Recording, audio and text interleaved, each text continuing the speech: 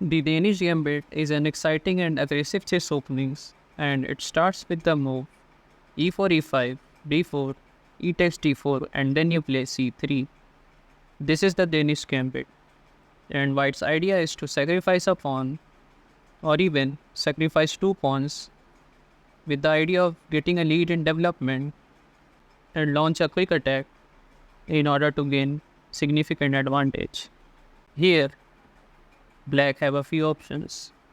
Here he can take this pawn, and then you can follow up with bishop to c4 or even knight takes c3. Or here he can also play d5 or even knight f6 or knight c3. Let's look at them one by one.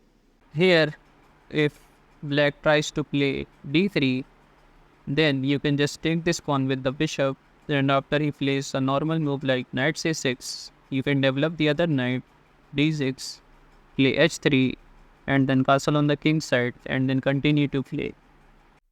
But here, after e takes d4, c3, d takes c3, you play bishop c4. Here, black can also play bishop to b4, threatening a discovered check which will win your queen. But then you can just play c takes b2. And here, the best move for black is to play queen to f3. But the other common moves are bishop a5 or bishop to c5. If bishop to a5, then you can play queen to d5, threatening a mate in one and also threatening the bishop. So he will lose the bishop. And if he tries bishop to c5, then you can just play bishop takes f7 check, king takes, and then queen to d5 check, regains the bishop, and you have a significant advantage. But what if here black tries bishop to e7? Then you will go queen to d5, threatening mate in one, knight to h6, only move to defend the threat. But then you can just eliminate the knight, and he cannot recapture because queen takes f7 is a checkmate. So he have to castle, and then you are just up a piece and completely winning. Here, after c3, black can also try queen to e7. Then you can just completely ignore this and play c takes d4. And after queen takes e4, you can just block this check with the other bishop, and then develop the knight, move your bishop out with tempo, and then castle on the king side, and then put this rook on this open file, and then continue to play. Now let me show you some popular lines in the Danish Gambit. So after e takes d4, c3, d takes c3, you play bishop to c4. He goes c takes b2, then you play bishop takes b2. Both your bishops are out. He goes bishop to b4 check. This is the main move you will see in the Danish Gambit often. You block this check with the knight. He goes knight c6, developing his knight. You play knight to f3, knight f6, common move. And then you can castle. Black also castle. And then you go knight to d5, centralizing your knight. Here, taking this pawn is not a good idea for black because it will allow white to play bishop to d3, and then there will be so many open lines along the king side, and white will have a huge advantage. So here he goes knight takes d5. Then you can recapture this knight with the pawn. The best move for black is to play knight to b8, but no one is going to play that. If he tries knight to e7, then you can just play queen to d4, threatening mate in one. Knight f5 defends the threat. But then you can play queen to g4, and it's over for black. The idea behind this move is that white want to play bishop to d3 in order to eliminate this knight, which will allow white to play queen takes g7. Here, black can also try knight to a5, hitting your bishops. But then you can just move your bishop out of the way, and after something like rook to e8, then here you are going to play this tricky move, bishop to c2. White goes with a normal move d6, but then you can just play queen to d4, threatening mate in one and also hitting the bishop. So he have to play f6, and then you can just take this bishop and you are completely winning. Here, After bishop to b4 check, knight c3, black can also play d6. Then you play knight to f3, bishop g4 is a normal move, pinning your knight to the queen. But then you can play bishop takes f7 check, king takes, and then knight to e5 check, wins the bishop back. He cannot take with the pawn because his queen will be hanging, so king moves and then you can just take this bishop and you are having a huge advantage. Here, after e takes d4, c3, d takes c3, bishop c4, c takes b2, bishop takes b2, black can also play knight to f6. Then you are going to play e5, hitting this knight. Black goes queen to e7, pinning this pawn to the king. But then you are going to play queen to e2, unpinning this pawn. Now black's best move is to play knight to g8. But he plays a tricky move d5, counter-attacking your bishop. But this is a big blunder because you can just take this knight.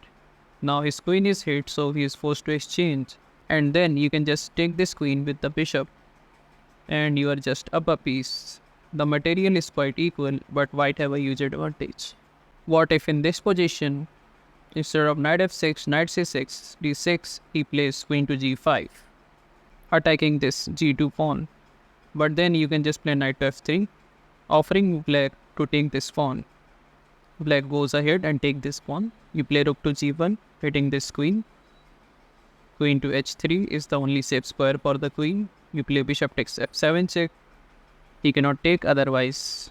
Knight to g5 wins the queen with this royal fork. So he have to play king d8. Then you can just play rook takes g7, sacrificing the rook. He have to take, otherwise he will lose his knight. Or you can also play rook to g3, which will be a discovered attack on the other rook.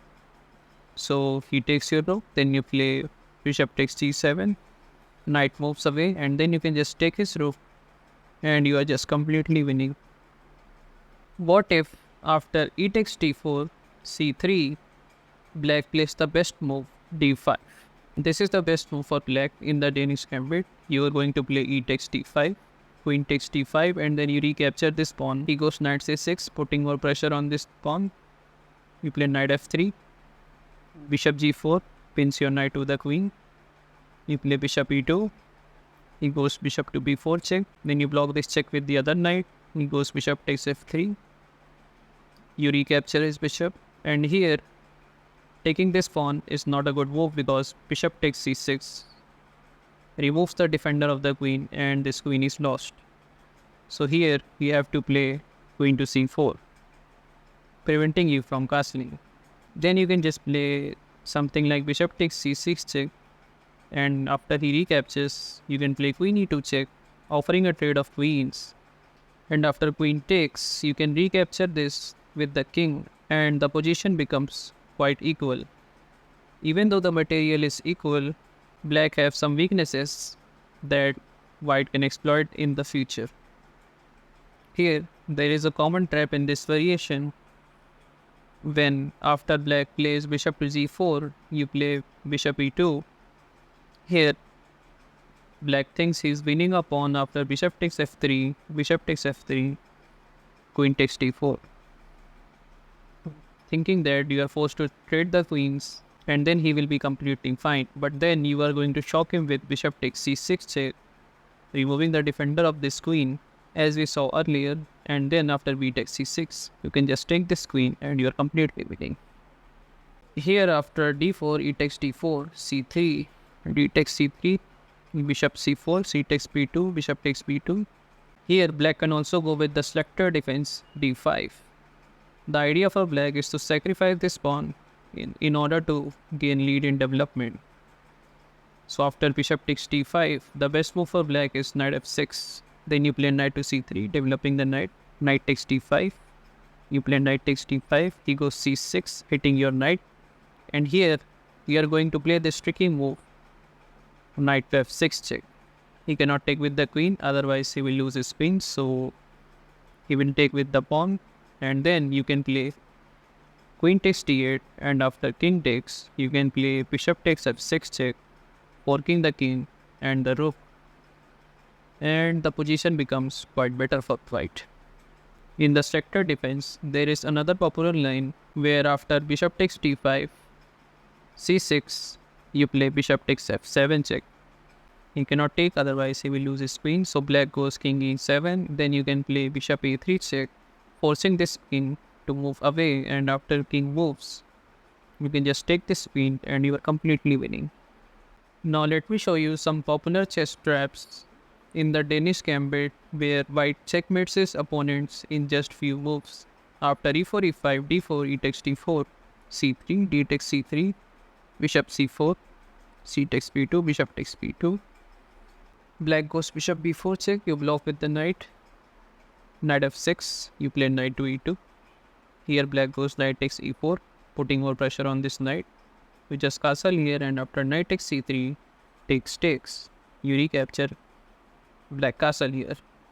This is a big blunder because you can play queen to g4, threatening mate in 1. The only move which prevents mate is g6, but then queen to d4 is an unstoppable checkmate threat. He cannot move this pawn because of the bishop. So after queen f6, you can just take his queen, and then checkmate is unstoppable. Now let's move on to our next trap. After e4, e5, d4, e takes d4, c3, d takes c3, bishop c4, c takes b2, bishop takes b2. Black goes bishop b4 check, knight c3, d6, then you play queen to b3, hitting this bishop and also targeting f7. So he plays bishop takes c3 check, an intermediate move. You recapture with the bishop. Now he have to play knight f6, then you play bishop takes f7 check, king e7, e5, trying to open up the center. He goes d takes e5, then you go bishop to b4 check. Now king have only one move, which is king d7, and then queen to e6 is a checkmate. Let's move on to our next trap. After e4, e5, d4, e takes d4, c3, d takes c3, bishop c4, c takes b2, bishop takes b2. Black again goes bishop b4 check. You play knight c3, knight f6, knight e2. He goes knight takes e4, putting more pressure on this knight. You just castle here, takes, and then black goes bishop d6, saving this bishop. You play knight d5, centralizing your knight. He castle here, and then you go queen to g4, threatening mate in 1. Black can simply prevent this mate by playing g6.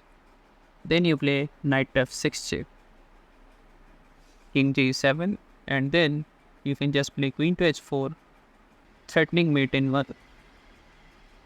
Black can't do much, so he goes something like, say, h5, but then you can just play knight takes h5, which is a double check, forcing the king to move, and then you play again knight f6 check, king g7 only move, and then queen to h7 is a checkmate.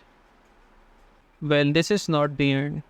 If you want to learn some chess traps in the Danish Gambit, then you can check out this left video. And if you want to learn some chess openings, then you can check out this right playlist.